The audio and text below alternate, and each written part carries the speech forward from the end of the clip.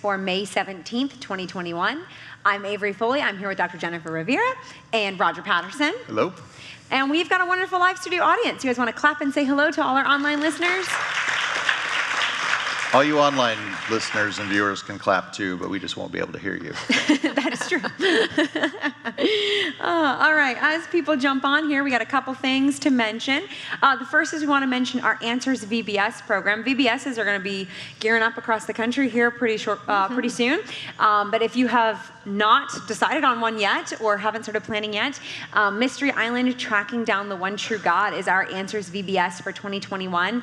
A really powerful curriculum looking at some of the attributes of God and how we know who God is, not from the culture around us or what we think about God, but from what His Word says. So directing kids back to the Word of God as their authority, and to help them know who God truly is. Yeah. So, and while we want to have fun and we want to engage those kids, and often churches use this as a way to outreach into the community and share the gospel with those who don't hear it regularly in church, it's really a curriculum that's going to give you some meat and some real truth, and it's going to look at the Bible and what it actually says, not just a bunch of fluff and games and tag a little Bible verse on the end. So very, very meaty curriculum in that sense compared to most other VBS curricula that are out there. So definitely want to check that out, answersvbs.com. And we're also going to be announcing our new theme for 2022 pretty soon. And I've seen a little sneak peek, and I'm really excited about it. Yeah, I've been editing pieces for that already. So Very I can exciting. tell you for $10 off to the side. So yeah, be sure to follow our website and like the Answers VBS Facebook page to get updates on that and see the grand reveal coming up in June for that.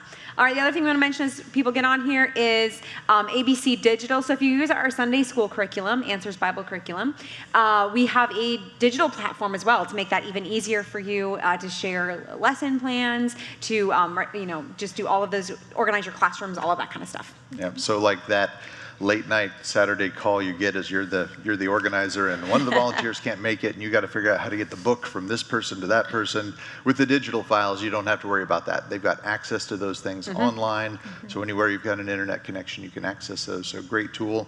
Lots of other resources are continuing to build into that platform And as we well. often get asked by international churches who want to use ABC, but it's very expensive to ship it overseas, right? Yeah. So this is a great way of doing that if you're an international church as well. Yeah, so contact us and we'll be glad to work out arrangements with you, especially for missions groups overseas and churches overseas. All right, so our first item here is our fun one. 15 French volunteers leave cave after 40 days without daylight or clock. So show of hands here, who would volunteer for 40 days to live in a cave? Now what if we told you you One didn't have to person. answer your cell phone? No cell Nobody? phones, no news, no Oh, I got a politics. couple of that. More No. hands are going up. All right, awesome.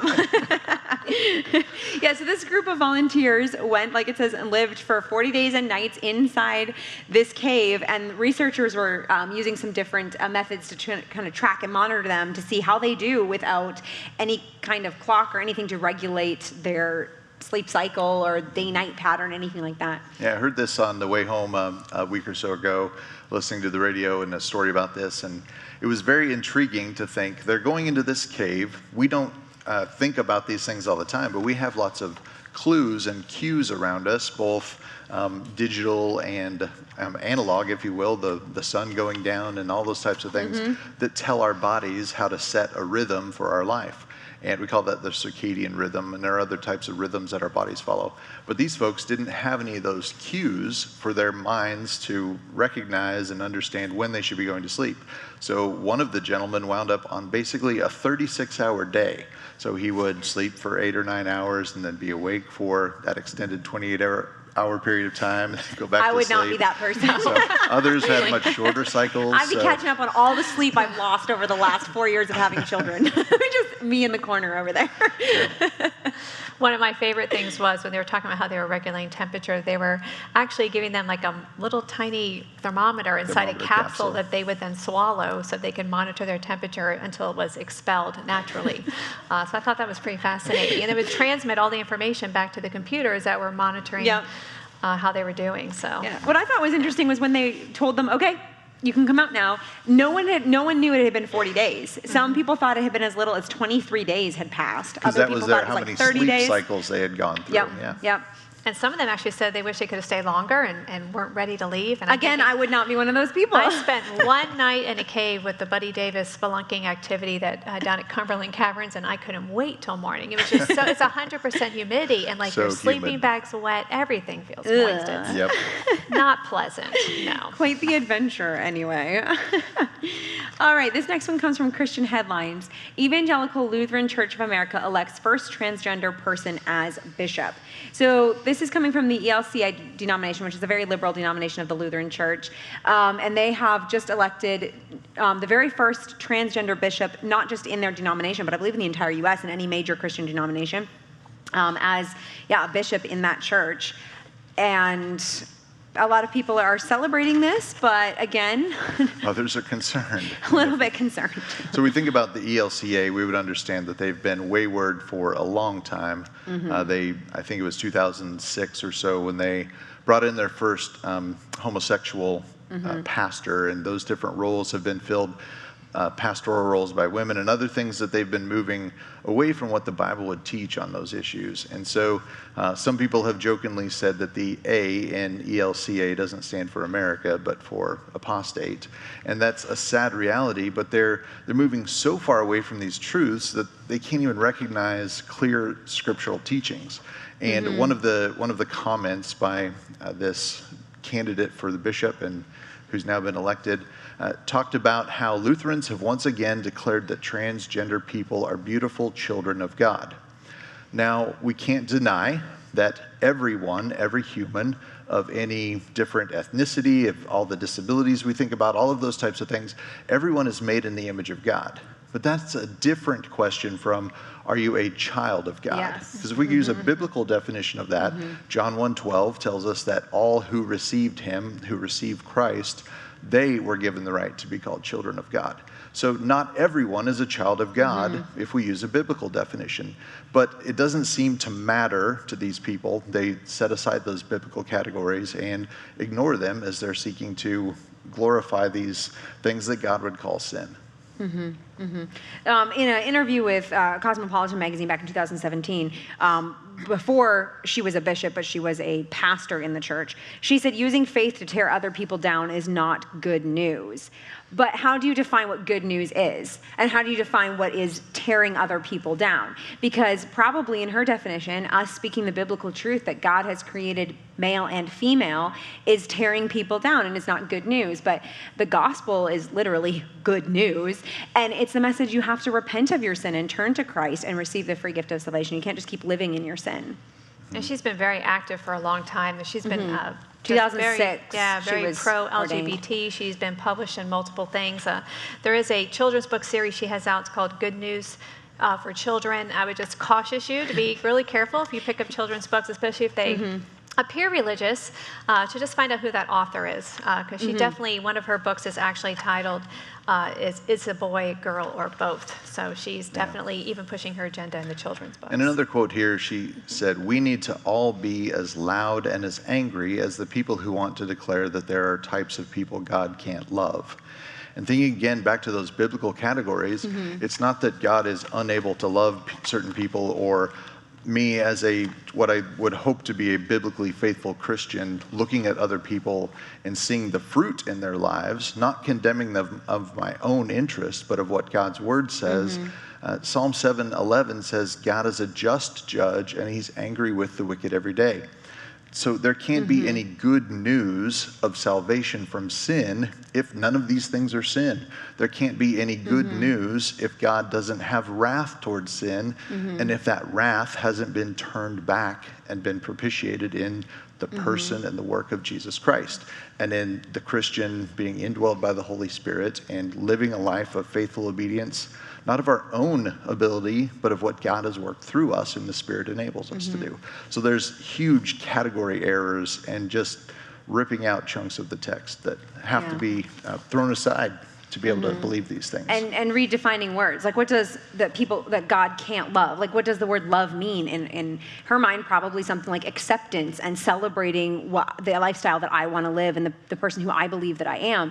But in Romans, it talks about how God demonstrates his own love towards us, and that while we were still sinners, Christ died for us. And like Roger was saying, if there's no bad news about sin, there is no good news about Christ. Like if we're not sinners, then why did Jesus come and die on the cross? The whole gospel just falls apart. And you have to have both in a biblical worldview. Yeah, and you think about one of the classic passages, 1 Corinthians 6, 9 through 11 or 12, and it talks about all these different sins that people have committed. And in that list, I bet you can find yourself. So many people will say, well, they just sin differently than us. Well, that's true. We can all recognize that we're sinners, if we even acknowledge that category.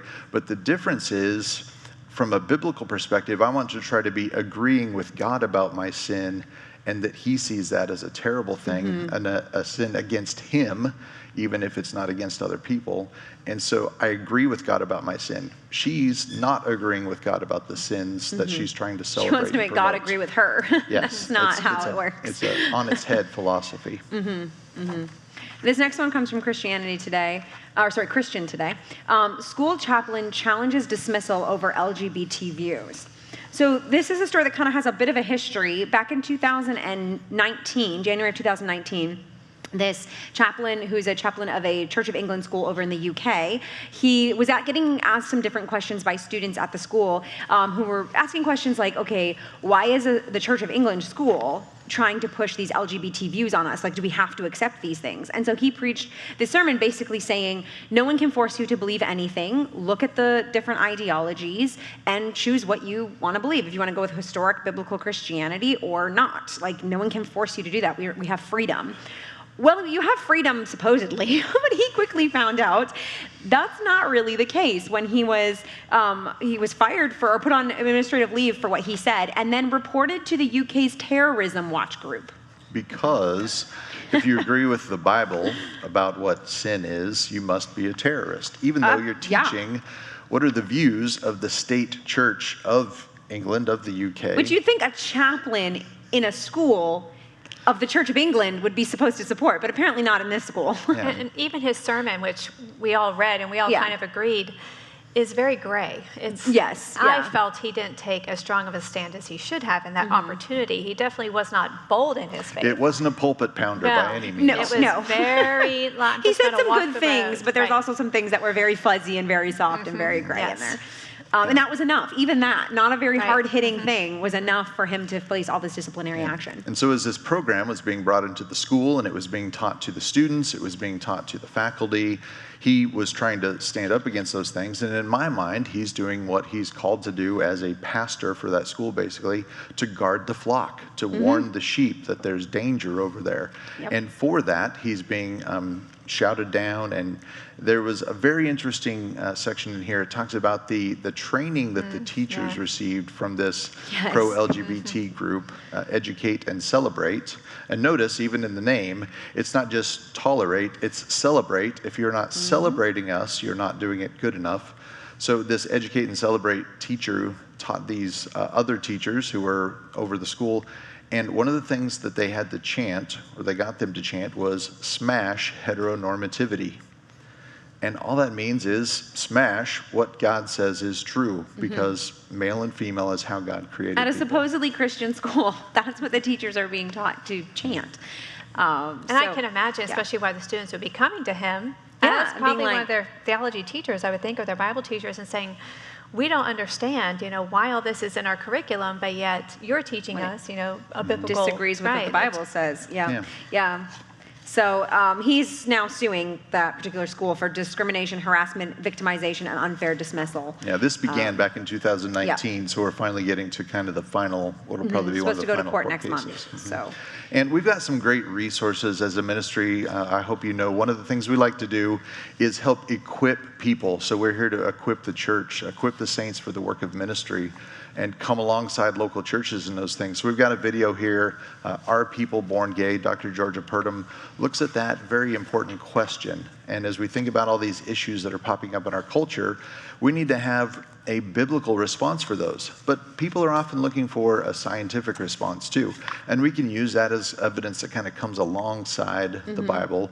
But Dr. Purdom does a great job of laying out both the scientific facts and the biblical facts that point to that's not the case. And even if we are, it's because we're born sinners. We're born with a broken nature. that has been broken since Adam, and we all need to recognize that sin and turn to Christ. All right, this next one comes from New Scientist. Brain's movement control center may have had key role in our evolution. So this is talking about the different parts of the brain and how evolutionists have kind of thought only certain parts really had to do with evolution, parts that have to do with our consciousness and things like that. And now they're saying, oh, well, actually, maybe other parts, like the cerebellum part in the back of your head here, maybe that part actually has some stuff to do with evolution, but we're not really sure why or how. But there's differences between humans and primates, so they must have evolved those differences at some point. So normally we would think of the higher functions that humans can do as opposed to the apes. From an evolutionary perspective, that's really the only difference. We're just highly evolved primates, highly They evolved list us in the apes. article as other primates in the article.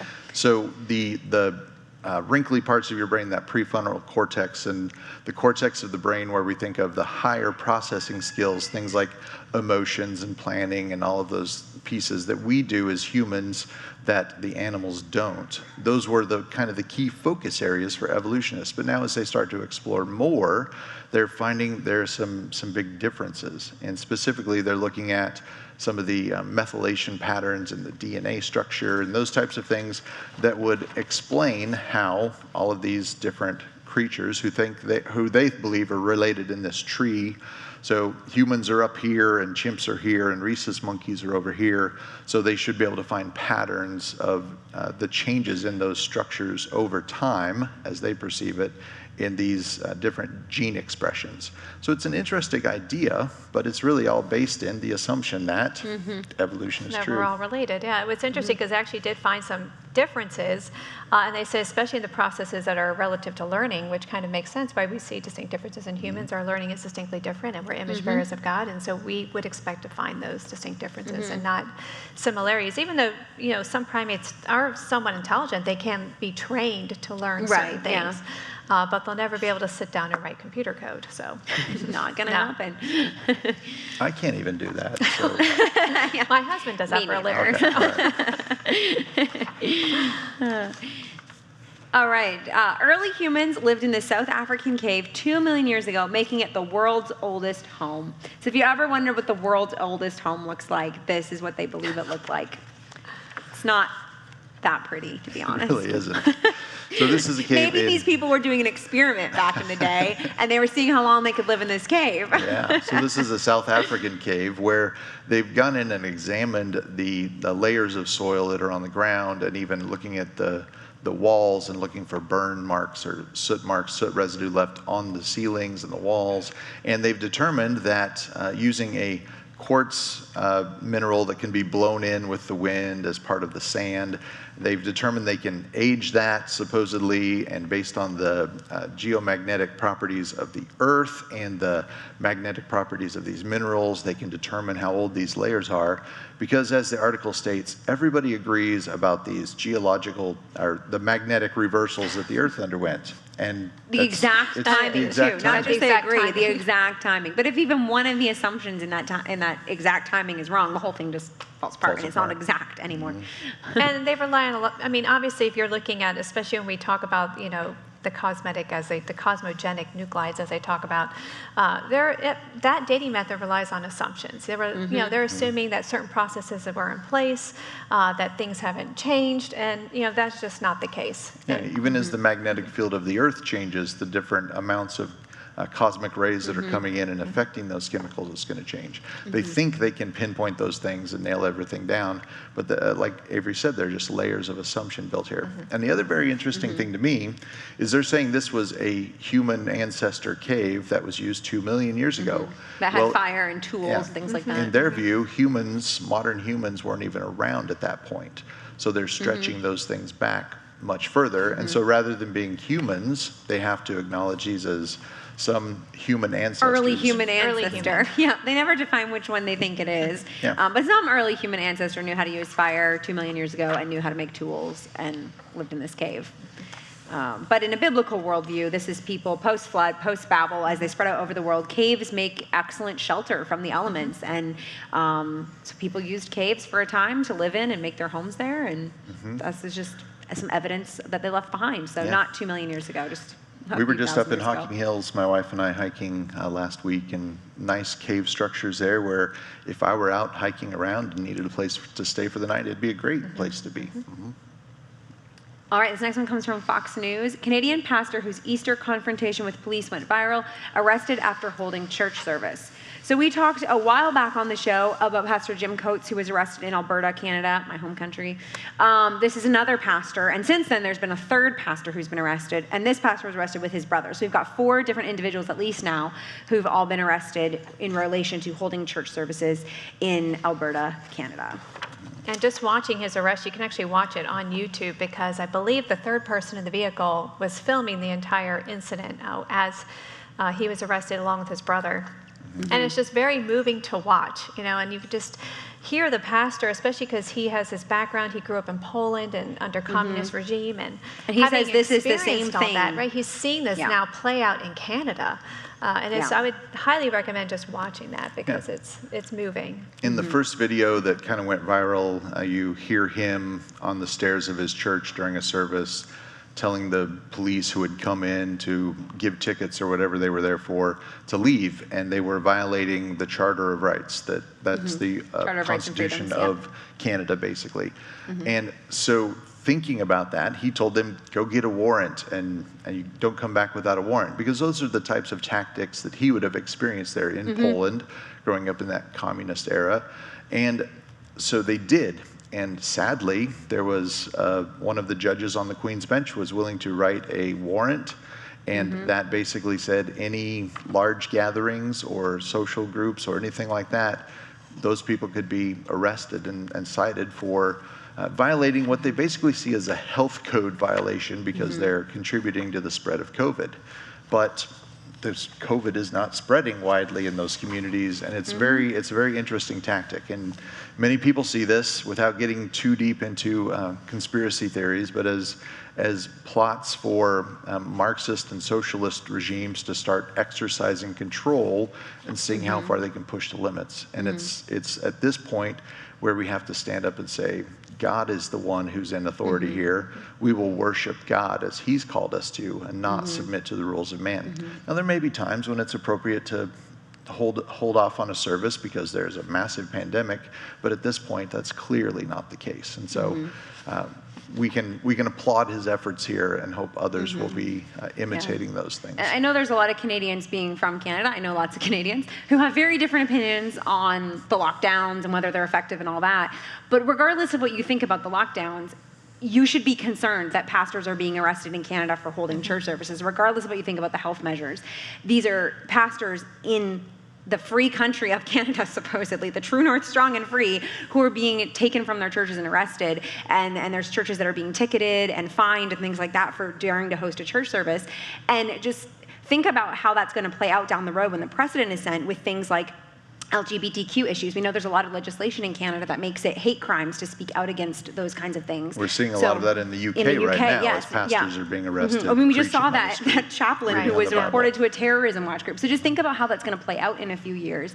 We should be really concerned, and we should be praying, and we should be standing up for, regardless of what we think about the health rules, we should be standing up for the rights of Canadians to be able to freely gather and worship the Lord, regardless of what the government may deem regarding health and safety, because they'll take that and twist it and use it for other things as well. We know that. We've seen that in the past. So, and for those officers too, if you watch the video, I mean, I just feel like you can tell that they're just bothered by, and I know they're probably trying to keep their job, and there's they have families to support, and so they don't want to just blatantly go against what they're asked in order to do. But I just still think we just need to pray for them as well, because it's got to be very difficult. There's a tale there looking back to that period of communist and German control all over that region of Europe, and there were so many people who just said, I'm just going to do my job and keep my head down and not worry about what's going on around me.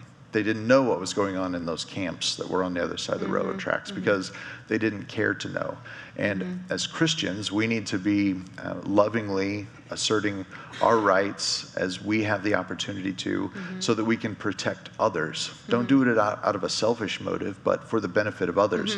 But if persecution does come to the churches in Canada, in America, we also need to remember that our right to proclaim the gospel doesn't come from the government. That comes from God himself. We always have the right to proclaim the gospel, and we always should. There may be consequences we don't like, but that's probably one of the reasons the church in China is growing so much right now. Yeah, yeah. All right, this next one comes from the scientist. Dinoflagellate genome structure, unlike any other known. Now, this was a fascinating article, right, Avery? It was so fascinating. I read it and I thought, I'm glad Roger's on the panel today. So, very cool article here thinking about dinoflagellates. You all know what those are, right? No? Okay. So you know what a red tide is, that algae bloom out in the ocean that turns the sea red and has a little poison element to it that can kill fish and other types of sea life.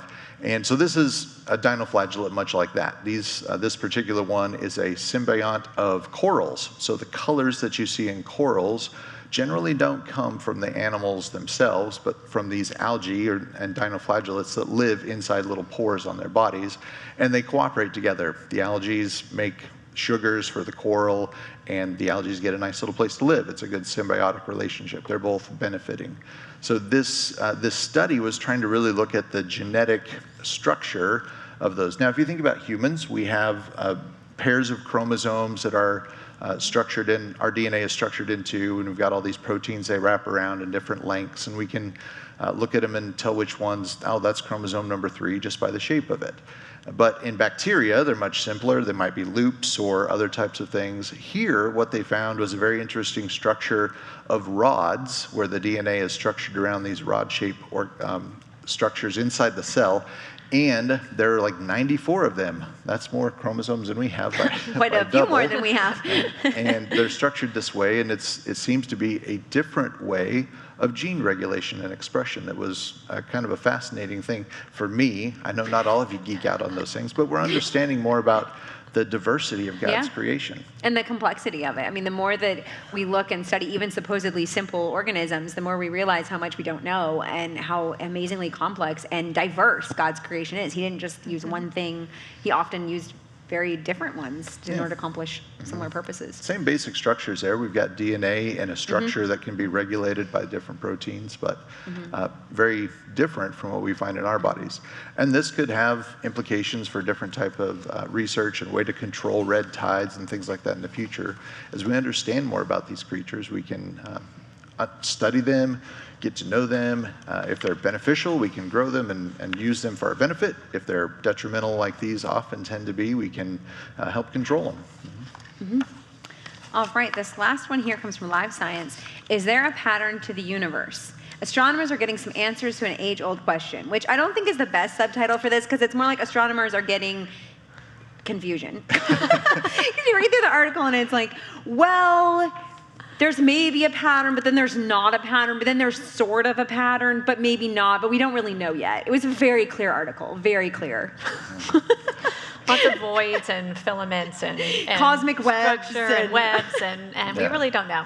Right. So looking at this from the Big Bang perspective, that evolutionary perspective that we wouldn't understand to be a biblical view, they would have expected, if this Big Bang happens from one area and expands out, these astronomers expected that it would have been pretty homogeneous and that it wouldn't have had a lot of voids and gaps in it. It should be pretty solid.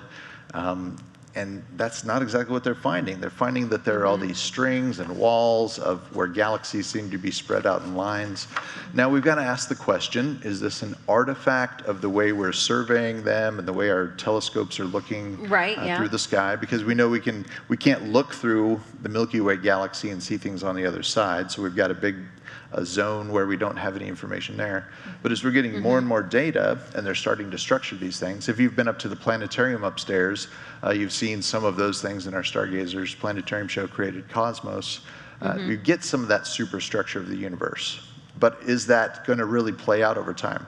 And we have an article on our website called Fractals Hidden Beauty by Dr. Jason Lyle that talks about this kind of pattern that they think might be, as Avery said, this might be kind of the structure where we get whether you look at it on a macroscopic scale or you zoom into little portions, you kind of see a repeating pattern. And it feels like you're falling down a hole and seeing the same things over and over again.